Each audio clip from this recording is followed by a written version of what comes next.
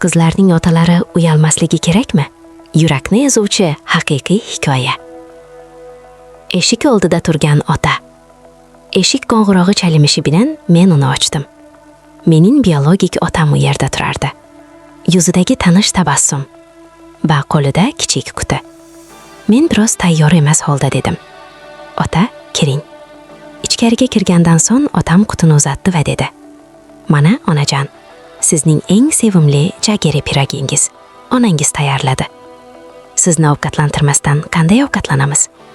Men hayron bo'lib dedim: "Bularning hammasini menga berish uchun 60 kilometr yo'l bosib keldingizmi?" Otam yana kuldi. G'alati, xotirjam, charchagan kulgi. Qaynonaning xatti-harakati. Shu payt xona ichidan qaynona baqirdi: "Ayol, kim bu yerda?" Otam oldinga chiqib xushmuomalalik bilan dedi: "Yaxshimisiz, bayon sob?" Qaynona menga bir marta qaradi va javob bermasdan xonadan chiqib ketdi. Bu sukunat uning otasiga qilgan birinchi haqorati edi. Men otamning qolishiga yo'l qo'ya olmadim. Otam dedi: "Oyijon, bir kunga qolsam maylimi? Keling, siz bilan biroz vaqt o'tkazaylik." Men ko'z yoshlarimni tiyishga harakat qildim. "Yo'q," dedi. "Peshindan keyin keting." O so'zlarim go'yo yuragimda shisha singandek. Qaynonamning g'azabi, otangizning uyati yo'q. Men qaynonamning xonasiga borib dedim: "Oyijon, xasi go'shtini olib chiqishim kerakmi?" Dadam uni yeydi. U jahl bilan dedi: "Sizga bunchalik ko'ngilxushlik kerak emas. Otangiz har kuni keladi.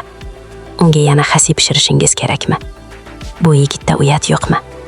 Men titroq ovoz bilan dedim: "Oyijon, dadam qo'shni xonada. Iltimos, bu gaplarni aytmang." Men uzoqlashdim. Ko'z yoshlarimni to'xtata olmadim. Kuyovning haqorati. Bozor xaltasini topshirish. Bir safar erim bozor xaltasini atasiga berib: "Bo'shsan, borib bozorni ol" dedi. Qaynota uchun bundan kattaroq haqorat bo'lishi mumkinmi?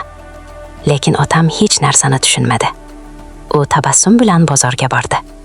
Tushlik. Men hatto baliq boshini ham otaga bera olmadim. Ovqatni uzatayotganda men baliq boshini otaning likopchasiga qo'yayotgan edim. To'satdan qaynona kelib: "Bu mening o'g'lim uchun. Nega baliq boshini o'z otangga beryapsan?" dedi. Ota jimgina sho'rvani yey boshladi. U: "Juda yaxshi pishirasan. Bir kuni uyga borganingda onangga o'rgatasan", dedi. Otamning oddiy so'zlari yuragimni pichoqdek sanchdi. Nihoyat men otaga daqiqladim. Ovqatlanib bo'lgach, otam o'rnidan turdi. Men yig'lab yubordim. Men dedim: "Ota, iltimos, bu uyga boshqa kelmang. Sizni qayta-qayta haqorat qilganimdan o'zimni yomon his qilyapman." Otam hech narsa demadi. U shunchaki qo'lini boshimga qo'ydi va tabassum bilan chiqib ketdi. O'sha kundan keyin otam boshqa hech qachon uyimizga kelmadi. Ammo qiyin paytlarda otam hamma uchun yonida edi. Qaynonam kasal bo'lib qoldi. Erimning ishlari yomonlashdi. Otam birinchi bo'lib yordam qo'lini uzatdi. Lekin baribir u hech qachon uyimizga kelmadi. 2 yildan so'ng men ona bo'ldim. Qizim tug'ilgandan keyin erim o'zgardi. Agar u kechasi uxlay olmasa, u soatlar uni bag'rida yurar edi. Qizi past ovozda "Ota" deb baqirganida er quvonchdan yig'lab yubordi. Bir kuni u qizini bag'riga olib: "Men qizimga uylanmayman. Uni umr bo'yi o'zimda saqlayman" dedi. Men xotirjamlik bilan dedim: "Otam ham meni shunday yaxshi ko'rardi. Shunga qaramasdan men uni qo'yib yuborishim kerak edi. Va pivodan keyin sizning uyingizga kelganimda, har safar xo'rlanganimga qaramasdan, dadam faqat menga qarash uchun kelardi." Er jim qoldi. Erning yanglashi.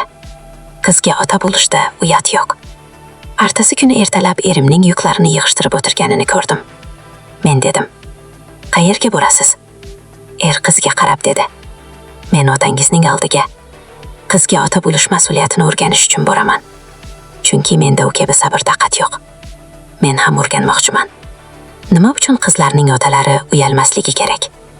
Men jimgina turdim. 30 yoshlardagi erkak o'z xatolari uchun shunchalik pushaymon bo'lishi mumkin.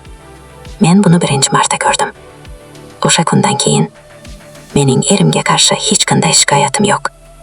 Chunki haqiqat faqat bitta. ota qizini qanchalik ko'p sevsa, dunyoda unga teng keladigan hech qanday rishta yo'q. Qiz uchun otalar uyatsiz bo'lishadi, hurlikka chidashadi, masofalarni bosib o'tishadi va qayta-qayta sinadilar. Faqat uning tabassumini ko'rish uchun.